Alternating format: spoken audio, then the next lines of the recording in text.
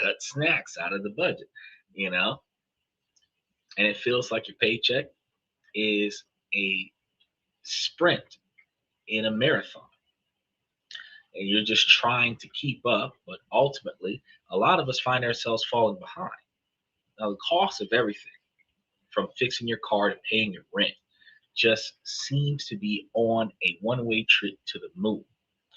And all the while, you're working harder, but the numbers in your bank account just don't seem to reflect all of that effort. It's a frustrating, exhausting cycle, which is one of the reasons why we've talked about different ways to rearrange our budget. But what if I told you that that's not the full story? And what if I told you that while the news was busy chasing down the latest political drama, a quiet, multi pronged movement was putting more money into the pockets of millions of Americans and easing that pressure on your budget? A pay raise and a cost of living relief that many people haven't fully noticed yet. It didn't come in the form of a single stimulus check. It wasn't one big, flashy federal law that was put into action. Part of it happened at the state and local level. And in a wave of minimum wage increases, at the same time, two other massive shifts were happening. An economic ceasefire is what we're going to be talking about today with China, that began a quiet lowering of the price pressure on everyday goods, and a historic investment that was pushed from Japan that started laying the groundwork for a new generation of American jobs. In tonight's show, we're going to pull back yet another curtain, and we're going to break down how the temporary peace with China combed uh, through all of our frustrations, and combined with a very big surprise investment from Japan, is going to reshape American jobs and businesses. All while a hidden pay raise is making a very, very real and very direct impact on your wallet. Now, this is a story of how your financial reality is being reshaped right under your nose. And before we get into the details, we have to talk about the problem, because the problem is very real and you feel it every day. It is that constant nagging pressure on your finances. We can call it inflation. We can call it cost of living. We can call it financial choices. But what it really is an invisible squeeze on your life. Think about it. The official inflation number might go up or down, but that doesn't capture your reality. Your personal inflation rate isn't some abstract government statistic. It's the price of a gallon of milk. It's the cost of a new set of tires. It's your rent or your mortgage payment that seems to take a bigger and bigger bite out of your income every single year. Over the past few years, we've lived through one of the most turbulent economic periods in modern history, and we saw the supply chains snap, leading to shortages and price hikes. We saw energy prices spike, and on top of it, all the trade wars and reciprocal tariffs that added another layer of cost onto all sorts of goods, from electronics to carports. And the most recent ones that we had in late August, early September, on kitchen cabinets and like couch coverings and all kinds of other stuff that interfered with our ability to expand our real estate development area. And while the federal minimum wage has been stuck at $7.25 an hour since 2009, even though we've started to see some higher pay over the past few years, the cost of living has certainly not stayed the same as that. And I can tell you, in some places like Louisiana, it was 525, like mandatory. It's crazy. The growing gap between wages and costs is the invisible squeeze. It's the direct cost of groceries and gas going up. It's the indirect cost of housing becoming less affordable. And it's the constant barrage of news headlines that only add to the anxiety. So you see your bank account, and you see your bills, and it feels like you're falling behind no matter what you do. When I give you guys a lot of information about trying to make, save, and invest money, some of you feel like it's hopeless to do, that you are living from paycheck to paycheck, because outside of making those changes to reduce the quantity of money that you have to spend on the things that you want to have, you have to consider doing without some of the things that you're used to having in order to have an extra money lying around to do the things that you want to do to make things better going forward. And this is the story that you feel. But there's another story unfolding, one that doesn't always make the national news, but has a profound and positive impact on your finances. It's the story of how the system that was keeping wages stagnant and prices rising is beginning to change piece by piece. While Washington, D.C. has been locked in debate, states and cities across the country took matters into their own hands. So in 2025, while nobody was paying attention, a massive wave of minimum wage increases took into effect, representing one of the most significant pay bumps for low wage workers in recent memory. It wasn't one single event, but a coordinated surge. On January 1st, 2025, a total of 21 states and 48 cities and uh, counties raised their minimum wage. These weren't just token increases for a few cents. In many places, the wage flood jumped substantially. For instance, Delaware and Illinois both saw their minimum wage hit $15, while Maryland also reached the $15 mark. And it didn't stop there. By the end of 2025, a total of 70 jurisdictions, including 9 states and a dozen of the cities, will have their minimum wage at least $15 per hour.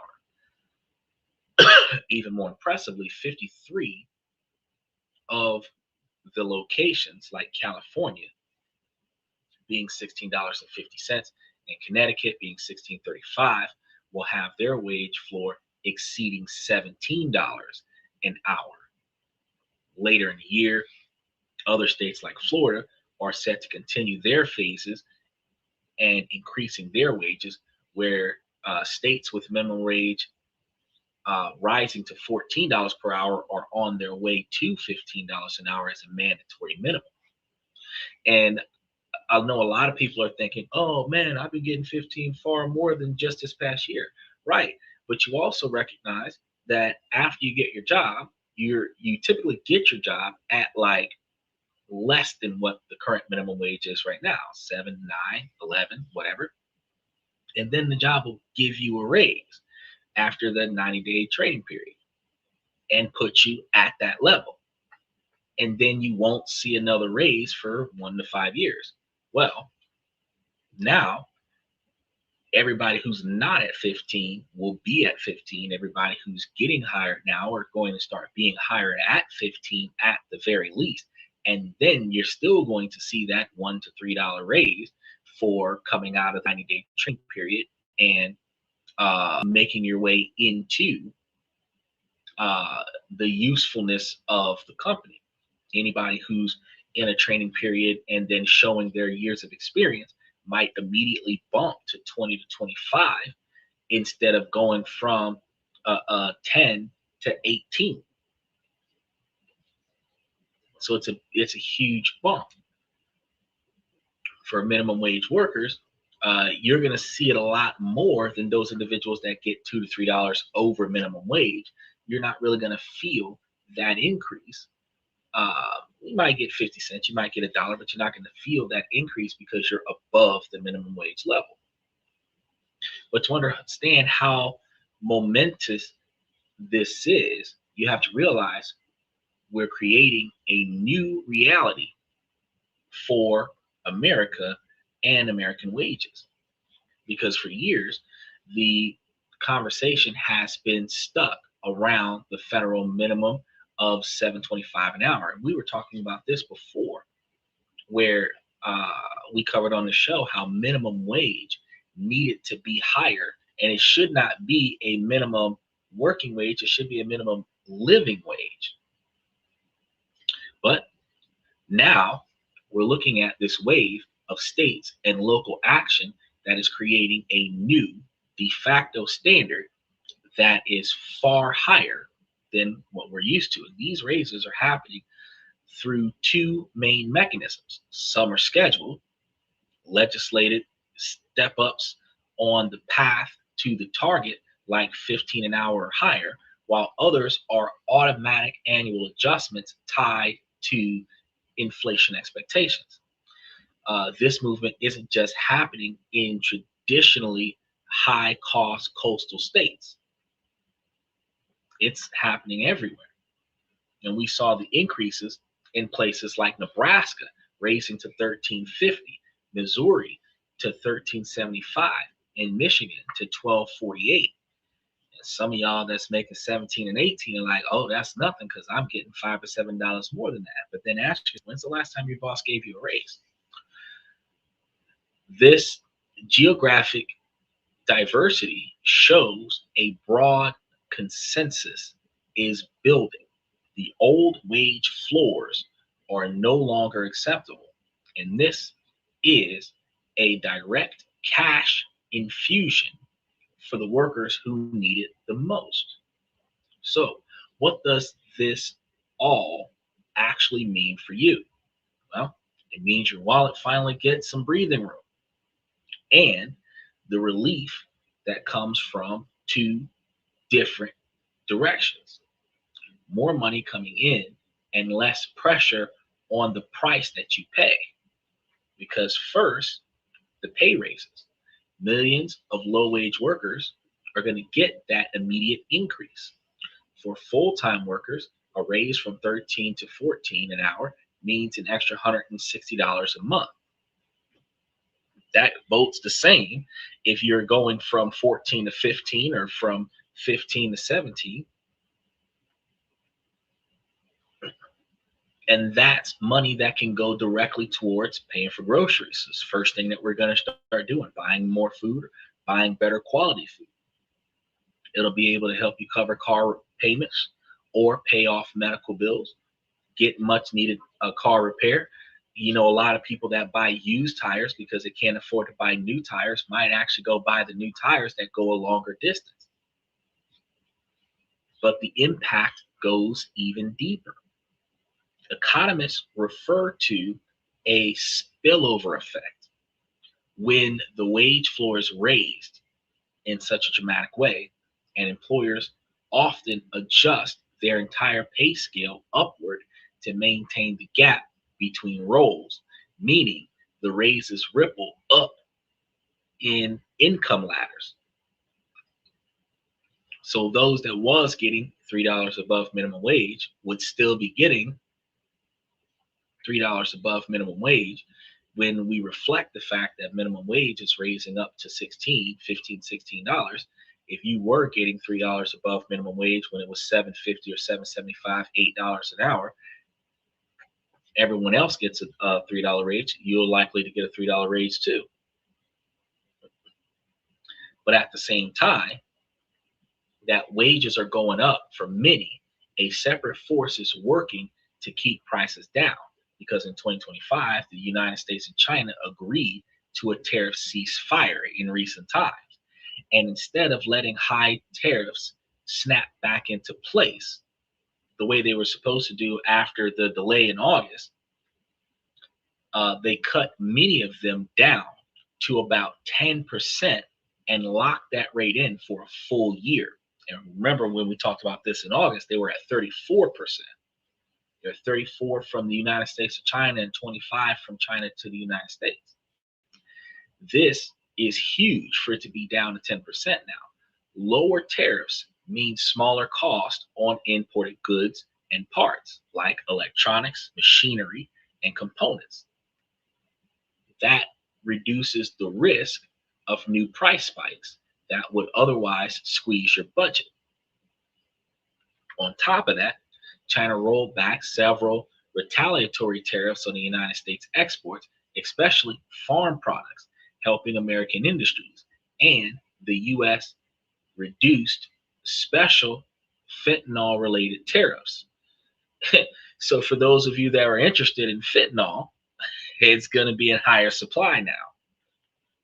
But this 1 year window of stability means companies can plan with more confidence, reducing the risk of sudden disruptions that cost jobs. Because you notice that when they did the rollback on alcohol distribution in Canada, a lot of people lost their jobs because not only the people who were delivering the product in Canada no longer had anything to deliver, the people who were manufacturing the product no longer had product that needed to be manufactured because of the overflow. They had to redirect the product to different countries, and in the meantime, they had a surplus of product and not enough purchasers of the product. So the creation of the product slowed down a little bit, which laid off the people who were in the midst of creating the product. So now, with this guaranteed increase, for you, it means the price pressure from the trade wars is finally easing up, giving your paychecks more power. When lower income families have more money from wage raises and face more stable prices, they spend it at a local grocery store, the neighborhood diner, and the auto repair shop. It creates a positive feedback loop. Workers have more money to spend, businesses have more customers, and the community becomes more resilient. This combination of higher wages and easier trade tensions is more than just a temporary boost. It helps to forge a new standard for the American jobs. For over a decade, the stagnant federal minimum wage eroded the value of work. The actions taken by states in 2025 are a powerful statement that this is no longer acceptable. This creates a job boom, and this is going to be one of a different kind. It's not about a single factory opening, but about improving the quality of millions of existing jobs while creating new ones in high quality fashion. Raising the minimum wage reduces employee turnovers because a lot of us quit our jobs because we're not making enough money, and we'll quit our job and go work for another company just to make an extra dollar an hour more. We would like to leave our job and go somewhere else and get a $5 boost, but let's be real. If your job won't give you that dollar raise, but the competitor will, you'll quit, go to the next job, get the dollar raise for starting, and they might give you a quarter raise on top of that, or a 50, 75-cent raise on top of that, because they didn't think that you were going to work that hard. And you started on a new job and you're making $1.75 more than what you started with. And like we said before, just a mere dollar an hour raise on a full-time worker gives you an extra $160 a paycheck. That's a lot of money. So raising minimum wage reduces that employee turnover. And It saves businesses money on recruitment because they spend a lot of money on advertising recruitment. They spend a lot of money on interviews. They spend a lot of money on training time. And they have to continuously do this where they lose good talent in order to gain new talent. Sometimes they luck up and they gain good experienced talent or hire former talent. But remember, if you fired former talent for lack of productivity, 9 times out of 10, they haven't improved. So when you hire them back, you're hiring back a problem, which increases turnover ratio because eventually you're going to get rid of them again. So not having to get rid of the good people that you have on the clock or lose the good people that you have on the clock allows you to curate the bad people out of the workforce and allow for an improved work ethic, because you got to understand that for every shift that there's a bad worker, it brings down the morale of the good workers.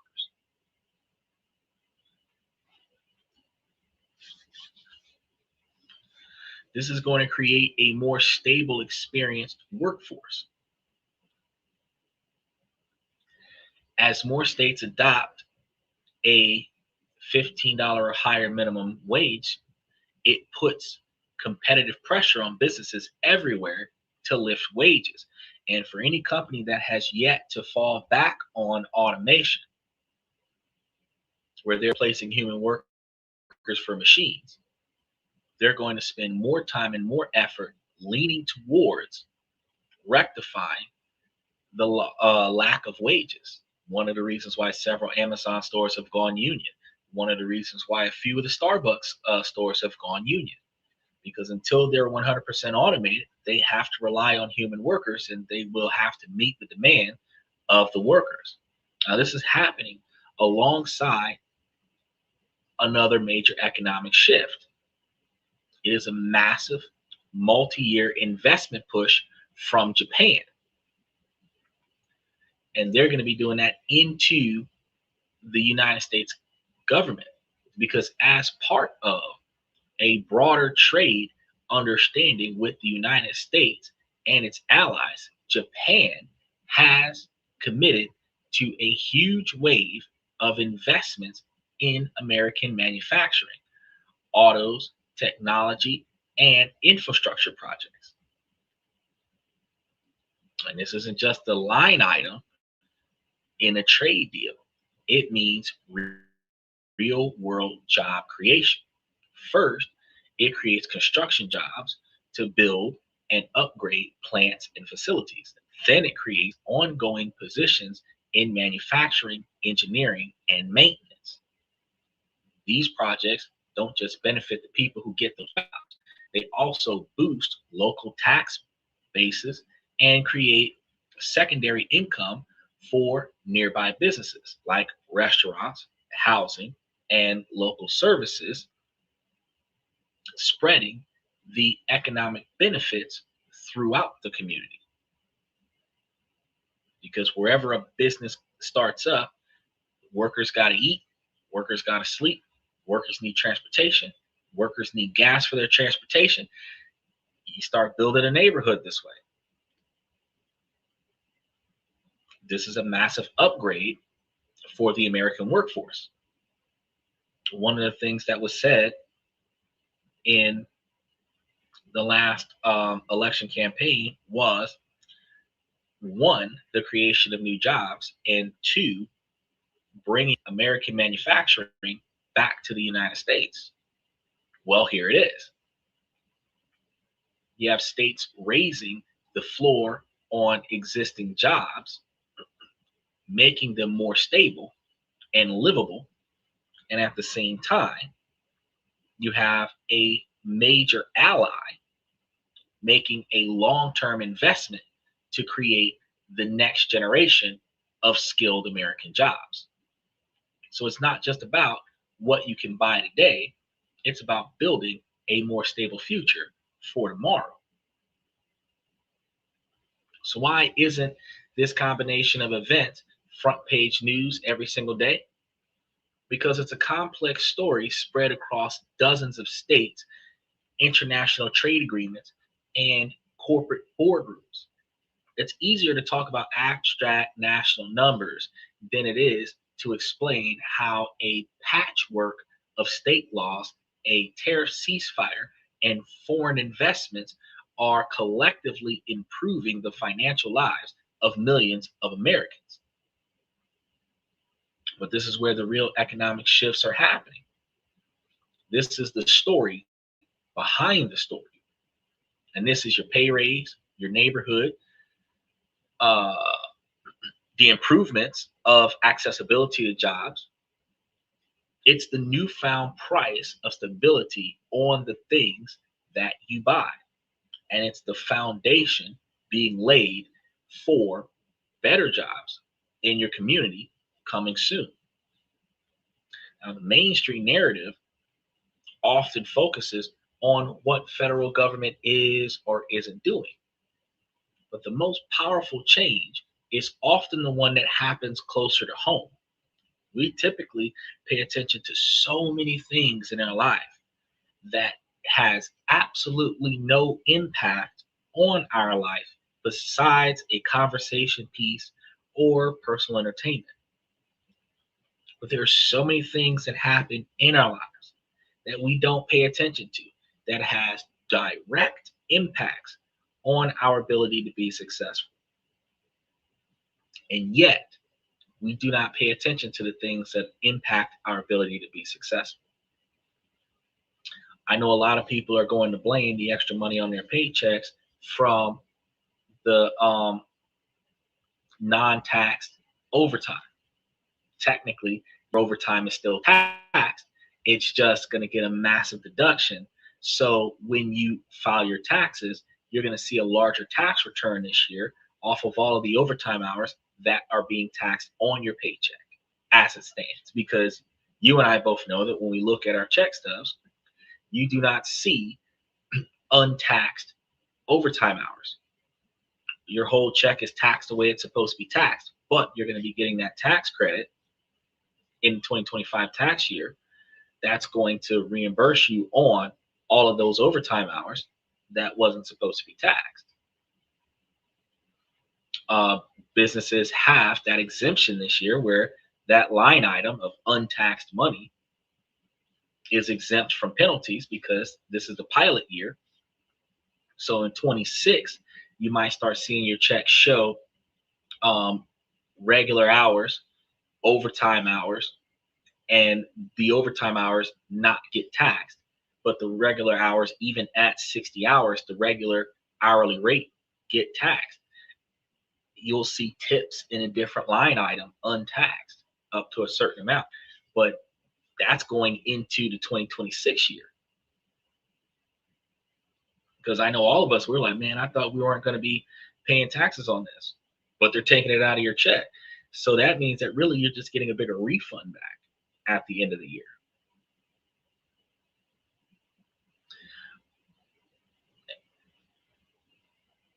Through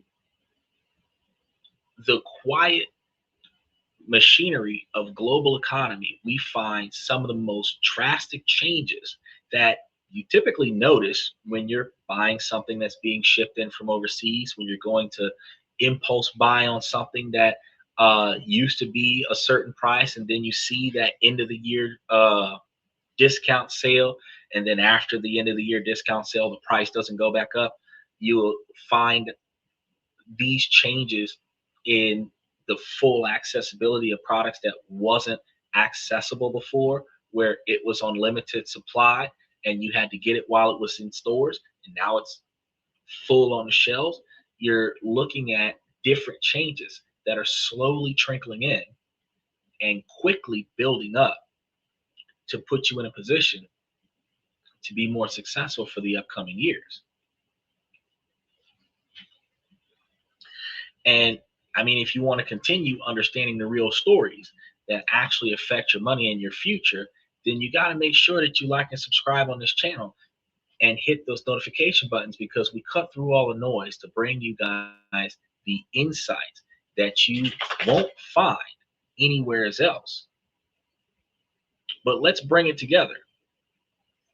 At the beginning of tonight's show, we told you that America got pretty decent pay raises all the way across the board for the financial minimum wage limits, and a dose of financial relief that you might not have even noticed. Some of you probably got that raise and didn't even see it on your check stubs.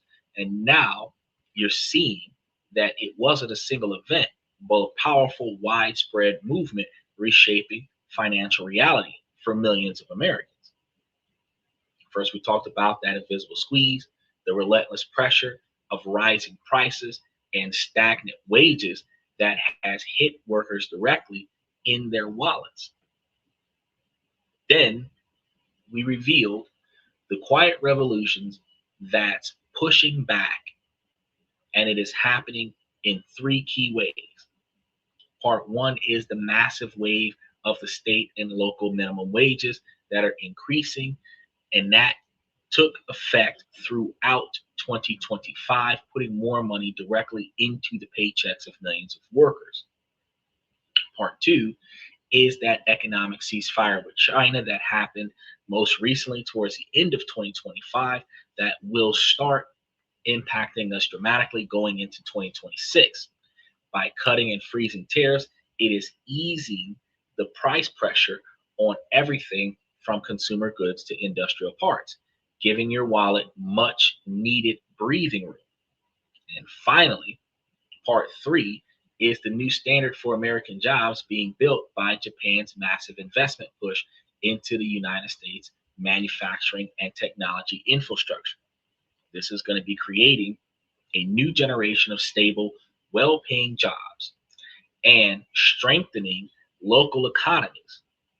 And this is the real story of the American economy right now. It's happening beneath the surface of the daily news cycle. As we see all the time, Donald Trump is giving us a different presidential push about something else that we find worth talking about. But the things that are impacting our wallet on a day-to-day basis, that is not something that we're always talking about. The pay raise and the financial reliefs are here, whether you've noticed them or not, and they aren't in a single government check. They are hidden in the pay stubs of millions of workers, in the price tags at the store, and in the new jobs coming to American towns. You're also going to notice that it's going to be in the larger tip outs from the customers because the customers have more money to tip out. You just have to know where to look. And one of the things that we need to pay attention to is that while things are starting to slowly increase for the better, while things are starting to ever so slightly improve on a week by week, check by check basis, we need to better budget the way that we're going to be spending this money. Because when you find yourself having more extra capital in your pocket than what you had last month and the month before, instead of wasting that on impulse buying, now I can buy that video game I always wanted. Instead, you need to be able to put that money in places where the money is starting to generate more money for you so that in the upcoming year, you can start building more and more wealth. We have been talking about in many of occasions, putting it somewhere. You've got the CDs that you can buy into that locks in interest rates. You've got bonds that you can get into that locks in interest rates, and government bonds that lock in interest rates and defer taxation until the end of the maturity of the bond contract. Other ways that you can generate revenue, but generating revolving cash is cash dividend stocks, because you can buy growth stocks where the value of the stock is the value of money that you have, and if you sell it higher than what you bought into it, it'll give you a return on investment. The same as buying in the gold, and the same as buying in the cryptocurrency. But buying and holding a cash stock will give you back cash money. Dividend paying stocks will give you back cash money by holding the stock, which allows you to make money every month off of keeping something. Instead of having to buy it, hold it, watch the stock market, and look for the best time to sell it, you literally can buy it, hold it, and just add to it whenever the stock goes down from where it used to be. And then when it goes up to where it starts showing a massive surplus, if you want to sell something, you could, but you don't necessarily have to. You can actually only buy into the dips. So when your stock is up, you don't buy into it, but when it's down, you buy into it because it's a dividend paying stock.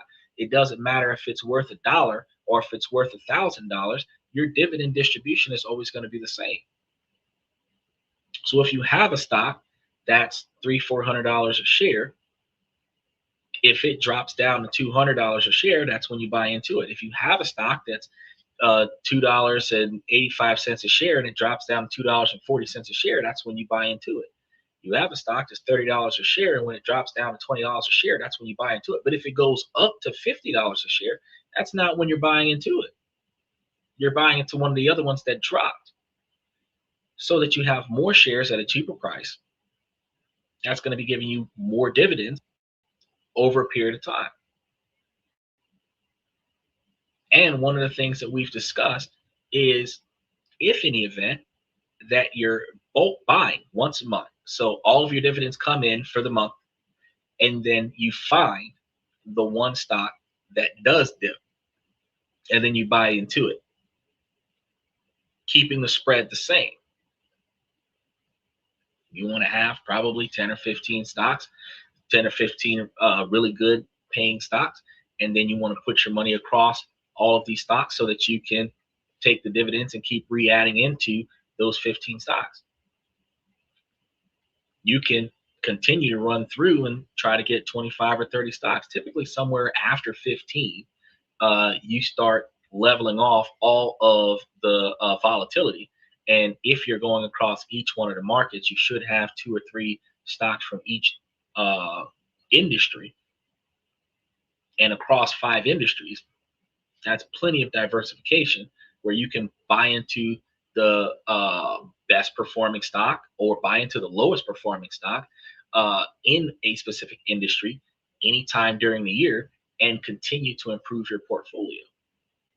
This gives you the most quantity of success over time, because while money will continue to grow slowly,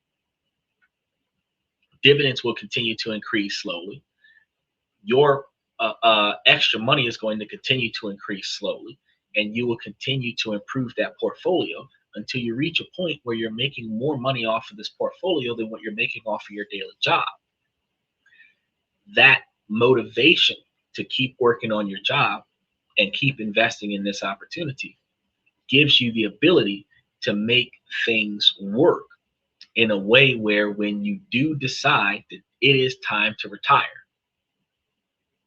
when you decide to hang your hat up for the last time, when you decide to tap out for the last time, when you decide to punch that clock for the last time, you now have a financial plan to walk out of this situation and walk into success, where your retirement is not contingent on disability. It's not contingent on Social Security. It's not contingent on if the government has a budget to pay you, because your money will pay you from your personal investment in yourself. And if you're one of those adults that's trying to build a legacy, your retirement looks like financial stability for your kids. And the number of kids that you have, the more finances you have to build up. So with these improvements that's happening, you're now starting to get more options. Notice the Trump accounts that are for all the newborns that happen in 25 through 28. Those Trump accounts, fantastic opportunities to build the wealth of your kids. Extra money that you got coming in, instead of impulse buying, you can invest in your kids' future, so that when your kids get 18, it's not about putting them in college. We just covered the show just a couple days ago about how not all the time are going to college going to turn you out a profit. But putting enough money aside and investing in your kids' 20-year plan so that they can buy a house when they're 18.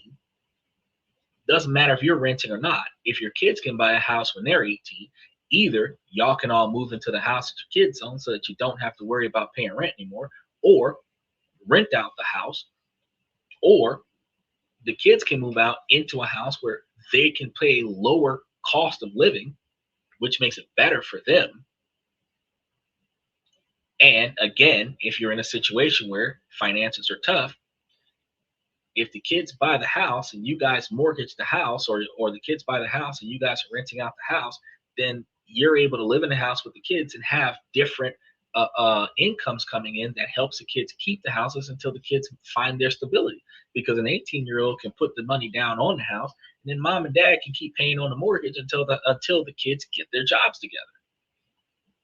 By the time the kids finish getting themselves together with college and everything to that effect, mom and dad have moved on and traveling the world, or living in a different country, or uh, uh, whatever the case may be, but the whole family is stable. And that's one of the things that you're looking at. You're looking at building stability.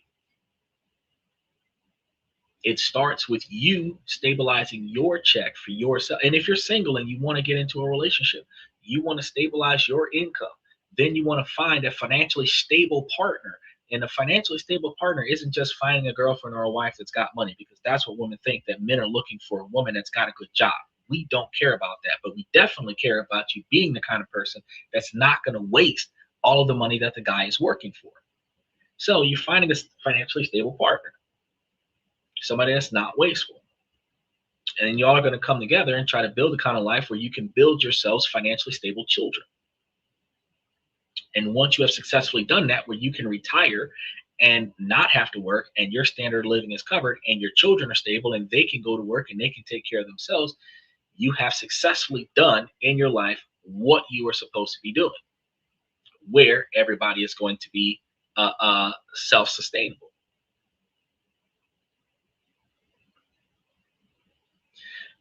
He said, gold and silver sold off today big time. You think I should buy more? If you want to. Gold and silver has been consistent, because as you recognized yesterday and the day before, it was right around 4,500 for gold, and right around $52 for silver. So it's not like it made a massive $5,000 bump. But I do believe that if you're buying for growth, whether it's gold or silver, buying for growth with non-cash paying stocks, buying for a long-term dividend by buying off um, other areas like ETFs and other such stuff. I mean, you can buy that stuff off if you want to, but you also can get the cash dividends, and that'll give you consistency when you're buying into them. He's saying markets are selling off. That I mean, you can word it like markets are selling off, but it's the end of the year, bro. You got people that I told you guys the trends are that they buy in to all of the stock investments and everything, including gold, silver, and Bitcoin and everything like that. They buy into it towards the end of the year. And the reason why they buy into it towards the end of the year is because any investments that exist January 1st, which is a couple days from now, is a tax deduction. So you're claiming that the market is just selling everything off, but it's not that. It's all the people who cashed out are buying back in as much as they can buy back in before the first. That's what's happening.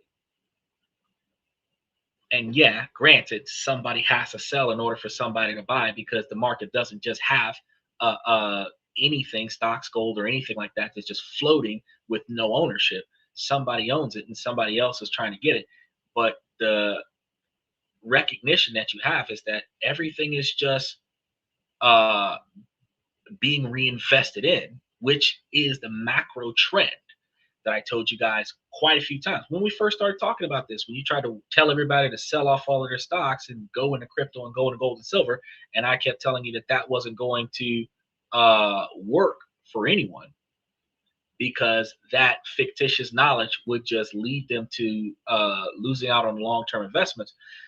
The macro level trends is that the large investors typically cash out after Halloween so that they can have a good Thanksgiving. They buy back in after Thanksgiving. Some people cash out after Thanksgiving so that the money clears in time for them to have a good Christmas. They buy back in right after Christmas, and that is the last time that you see a bump in the fiscal year, because everything that's going to get bought into gets bought into between the 26th and the 31st, because definitely the first is a holiday. And then after that, everything that's bought in on the second is for the new year. So think about, today is the 29th, 30th. All of the buying in is going to happen today and tomorrow, because you can't guarantee the stock market's going to be open on the 31st. But if it is open on the 31st, that's it, because the first, it is closed. And that's all that's happening this week. So from Monday till about Thursday, whatever money can be spent, that's what's going to be spent. And then Thursday, the first, is closed. And then the second is a new fiscal year. So the market itself is not selling off. That's a one-sided concept.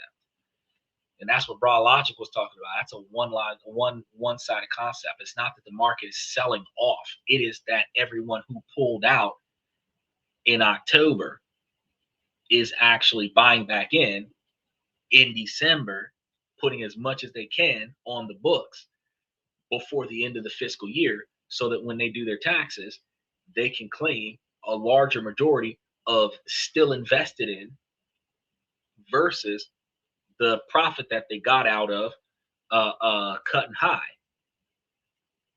Because the taxation is not going to look at the number of shares you have now. They're going to look at how much did you profit versus how much did you spend. If you spent more than you made, by the end of the fiscal year, you're under. If you made more than you spent, by the end of the fiscal year, you're over. And with that logic, they're only paying attention to if the overall portfolio is higher or lower, not how many shares are across the ballot. If you broke even, where you got 10 times more shares now than what you had at the beginning of the year, but the value is still the same, you haven't made a profit.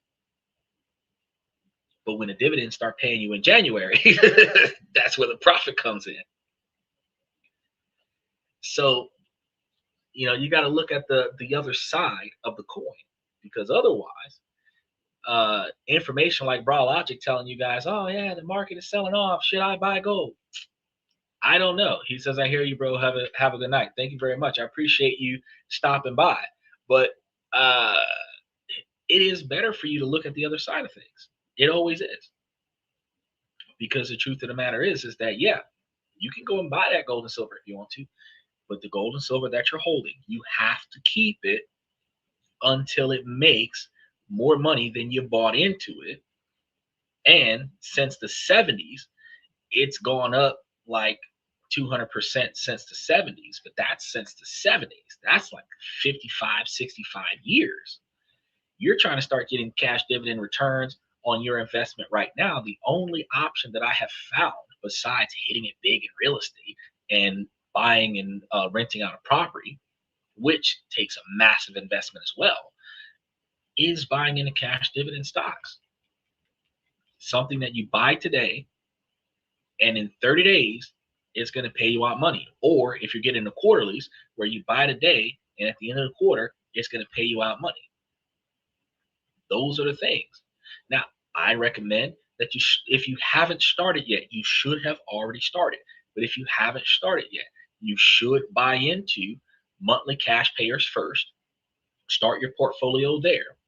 I've got a whole list of them on the show, and I'm going to be updating the list for tomorrow night's show.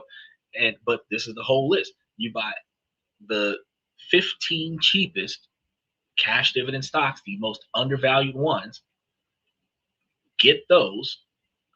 You should have about 5 of them that are monthly stocks, and then 10 of them that are quarterly stocks, and hold those, averaging about 16 or 17% across the board between the stocks that are upward of 18 to 20% and the stocks that are lower, closer to the 14 to 15% range. You'd be averaging about 16, 17% return on your total portfolio investment. And it will be paying you, the majority of it would be paying you monthly, but quarterly, which, because these are different months of quarterly, they would give you every month a different value from a different stock for that stock's quarter. And you would still be getting money every month, where you could then take that extra money, reinvest it in, plus whatever you're adding on to the principal, and increase that principal every year. And I've told you guys this on a regular basis, that if you're putting away 40,000 a year and you're getting over 15% return on that, that 40,000 a year is going in at 55,000 or 60,000 a year. And if you're doing that for 10 years, that's $600,000. And if you're holding $600,000 in 10 years, that $600,000 at over 15%, almost 20%, is going to be giving you well over $150,000 to $200,000 a year return, which means that you only have to do that for 10 years. And you will be making more money off of your portfolio than what you're making off of your job right now. And then 10 years later, if you did it for another 10 years, you'd be at over $1.5 million, where you would be making $250,000 a year. And that's a 20-year plan. Now, for those people who can't find $40,000 a year out of their own individual paycheck, think about those relationships where you're hooking up with somebody and y'all are pulling y'all's money together, 20 from you and 20 from her, or 20 from you and 20 from him. That's still 40,000 a year, which, when you think about, a little under 1,500 a month from each of you. And y'all can find yourselves not being broke inside of 5 years, being more than well off inside of 10 years, seeing substantial return inside of 15 years, and being able to quit everything inside of 20 years. As if I buy anything, it would Palantir and Intel, that pretty much yet. Everything else is overvalued. Well, that's not true, because Palantir and Intel are growth stocks. So, when you look at the stocks that I've got going across the bottom of the screen, you've got quite a few of them that are undervalued stocks. Specifically, when you're looking at Earn at 564, you're looking at, what was the other one? ADR, that one's a good one, $12.03. You're looking at, actually just recently, PSEC, that just had the ex-dividend just yesterday. PSEC, they're at $2.45. Orchid Island, it's like $6 or $7. AGNC, it's like $9. And these are what would be considered penny stocks, because their value have gone down to less than $10 a share, but they're giving you between 12 cents or 24 cents a share on either a monthly basis or a quarterly basis. There's plenty of them, and you've seen them going across the screen. There's about 50 stocks going across the screen right now, and about 35 or 40 of them are all cash stocks. And each one of those stocks, well, those are the prices from the last time I looked at it, but each one of those stocks are significantly cheaper than the few $100 stock like Tesla and all those other ones that are good growth stocks to get. Johnson & Johnson's a good one to get. Exxon Mobil, Chevron, Shell, those are good ones to get, but those are well over $100 a share. So if you're getting one stock that is well over $100 a share, like Ellington, and then you find a stock that's 1% of that, giving 5 cents a share, you can buy 100 shares of PSEC for 1 share of Ellington. So for $1 of Ellington, you get $5 of PSEC, which is 5 times more return. Instead of getting $5,000 a year on your investment, you'd be getting $25,000, 5 times more investment. Instead of you getting $5,000 a year, you start getting closer to $3,000 to $4,000 a month. When you start getting paid $2,000 to $3,000 a month, $3,000 to $4,000 a month, $5,000 to $7,000 a month on your stock portfolio, now you're starting to say that my rent can be paid for by my stock option. My car note can be paid for by my stock option. That and why I tell you this is because, like I said, in 5 years, you start seeing more money coming back to you than you need. I do not encourage the standard of living inflation by buying more expensive stuff because you've got more money. But if you've got a car that is on its last legs and you honestly need to upgrade your vehicle, if your stock portfolio is paying you $2,000 a month, you've got $800 a month to pay on a car. In 10 years, because that's 5 years in 10 years, if you're making $70,000 a year off your portfolio, you've got enough money to pay $2,000 or $3,000 a month on your mortgage. So if you're renting an apartment and you want to buy a house, you can do that now. And because mortgages are tax deductible, you could, instead of paying the bare minimum of that mortgage, you can get that 30-year fixed mortgage and then put $5,000 or $7,000 a month down on a mortgage, because that's what you're getting off the stock option. Pay the house off inside of 3 years, get maximum tax deductions for putting all your investments on your mortgage, and you're doing great.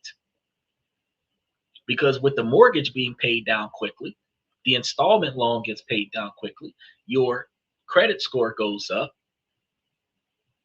And if you wanted to remortgage that property for 50% of the value of that property and go buy a second property with the same lender, they're going to give it to you because you've already paid it off the first time.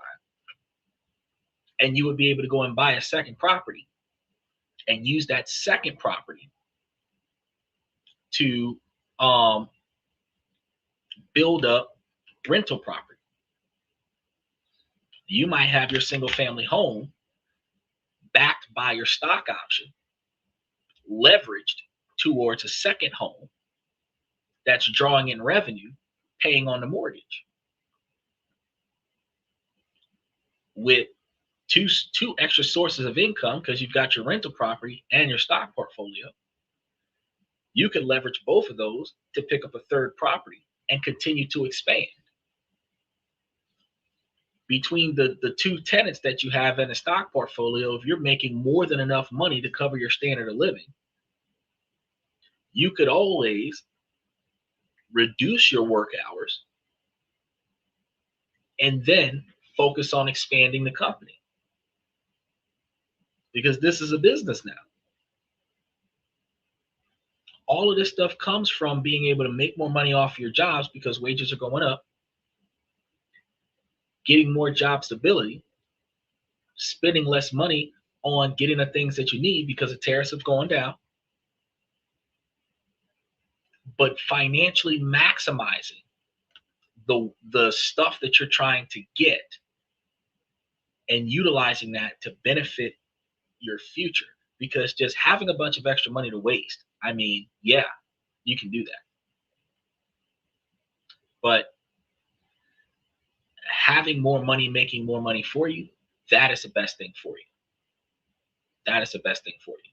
So when he said that everything else is overvalued, and you're looking at all the stocks going across the screen that are undervalued, the largest collection, core satellite portfolio of undervalued cash dividend stocks that anybody will find anywhere else. When Bro Lacha comes up with something, y'all, he brings y'all left field information, and I got to bring you the truth. And you can't deny it, because if you look at these tickers, if you go and do research on these tickers, you will come to find out that yes, these stocks are the cheapest ones with the highest payouts on a regular basis that are blue chip stocks. And with the economy changing right now, anything in real estate investment is going to take a slight dip because of the rollback on interest rates, which means you can buy them at a cheaper rate. The interest rates, the dividends that are going to be paid out are going to stay the same, so you can get them lower, get more money off of them, and build on it. So for 2026, you should be building the best portfolio that you could possibly build, so that in 2027, your money is making more money for you. So that by 2029, you are seeing results. Come 2030, your money is making more money for you than you need to make for yourself. Come 2035, you can quit your job. Hold on. I'm in 2026 telling you that if you do it right, you could quit working at 2035. That is 9 years from now. And regardless of how old you are, if you put the money away correctly, I'm telling you, by 2035, 2036, you will be able to travel the world. You'll be able to pay for your current standard of living while traveling the world, so that you still have a house to come back to when you get back to the States. And you no longer have to deal with the stress of working on a job that you dislike, staying in a relationship that you're not happy in for the sake of the money, or struggling to make ends meet. Damaging a relationship with a fantastic partner, because that's always an option too. So you guys got to remember, no matter what you do, there's always another way, and you guys got to keep your eyes open for it. Make sure that you guys take the opportunity to like and subscribe, because tomorrow we're going to be talking about different ways that we can get into real estate and utilize those deeds to turn us a profit, whether we're buying it for ourselves, selling it to someone else. We're going to be going through the ins and outs of that for tomorrow. And then Wednesday, we're going to be talking about a different country that we're going to be investing in, that we could actually move to, that could be ideally affordable. Or we find us another culture shock like we did with Norway from last Wednesday, and learn a whole new thing that'll help us make ourselves a little bit better. Because anything that is good and functioning in another location, whether it's in another state, another city, another country, if the business model works, if the social model works, and you incorporate that functioning model into your way of life, you'll find better results in your own life. So we look at everything. We go everywhere. And with that being said, I want to say, ladies, as long as the situation doesn't make sense, I'm going to keep asking you ladies to make it make sense. So ladies, please make it make sense. I want to give a special shout out to those of you that's been watching us from Twitter X, and those of you that's watching us from Twitch, because you guys could have interacted throughout the show, because this is a highly interactive podcast, and we'd love to hear from you guys over on the Twitter side of things, and for those of you that are on the Twitch side of things. So remember, when you come back to tomorrow's show, that when you dive in, that you should be able to dive in and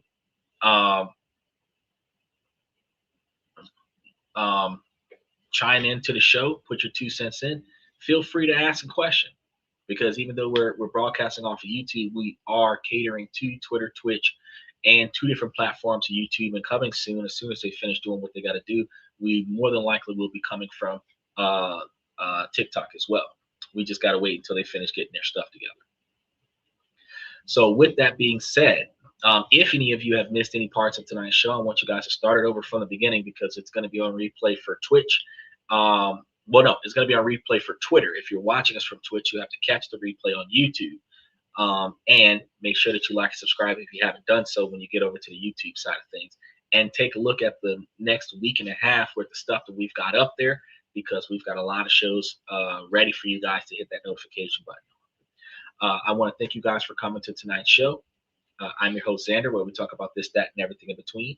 And I'll see you guys tomorrow night.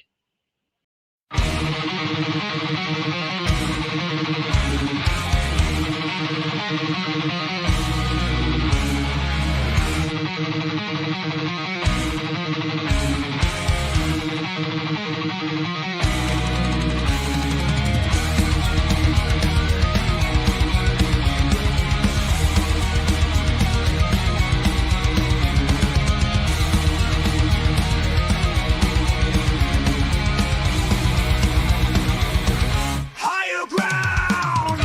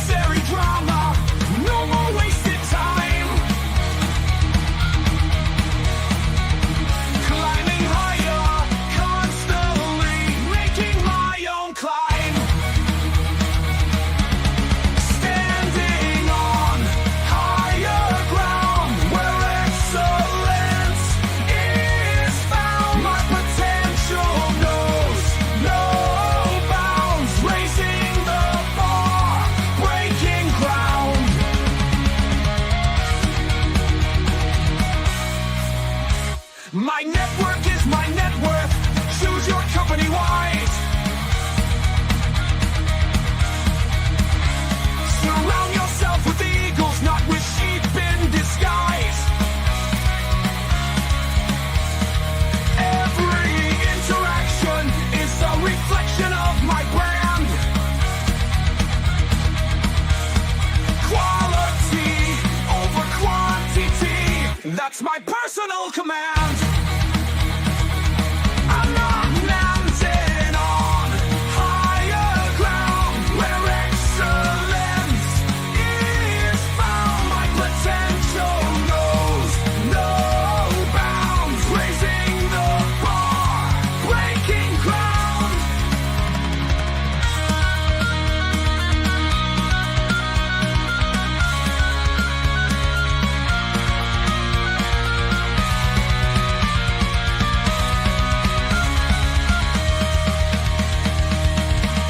I'm not just living, I'm manifesting my vision, cutting through limitations with surgical precision. My expectations are my compass, my respect is my shield to mediocrity and chaos. I will never